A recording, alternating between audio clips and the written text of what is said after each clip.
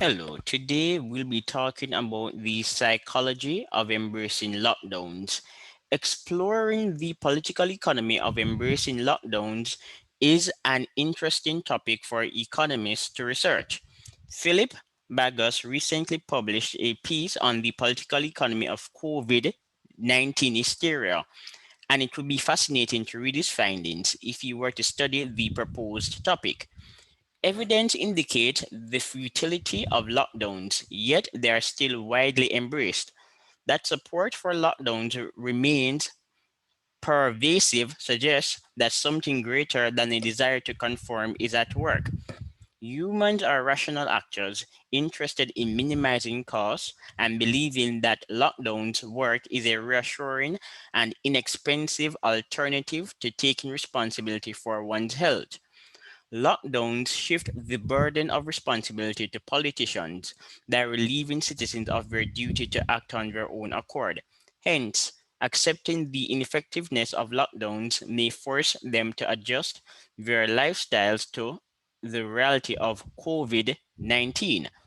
But the truth is that most people lack the discipline to change their diet to suit this new reality, and neither are they willing to be guided by research in the process. For example, some studies argue that the consumption of vitamin D can reduce the impact of COVID 19. However, the average person will not engage in serious research to protect himself from COVID 19. This is simply time consuming.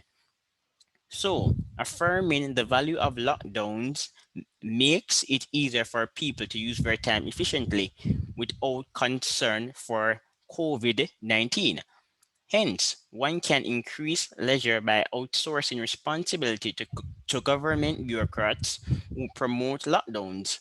The average person is rarely fond of research, and doing it to preserve his health is not a major motivator.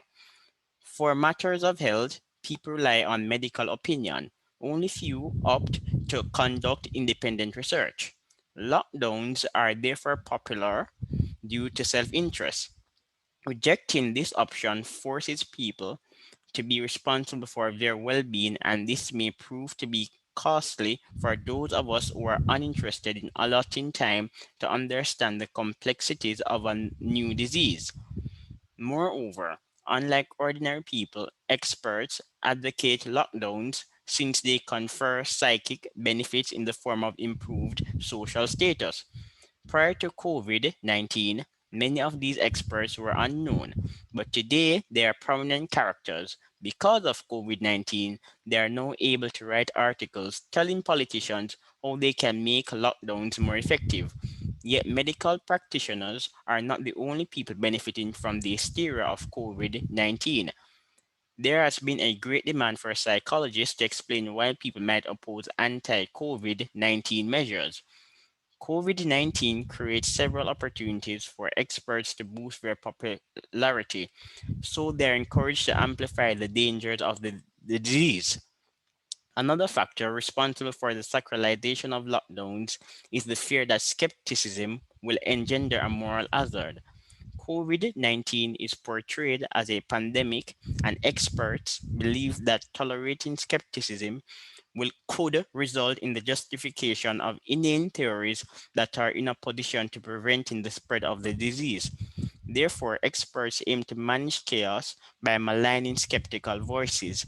In short, cooperation is vital for the success of society and becomes extremely important during a pandemic. Entertaining skeptical positions can deter cooperation, so managing dissent could be a rational option for experts in a perceived pandemic. If people are critical of lockdowns, they can also be skeptical of policies able to reduce transmissions. I have presented a theory. Now I expect a brave economist to test the hypothesis, and I think that Philip Bagos is up to the task. I hope he accepts the offer.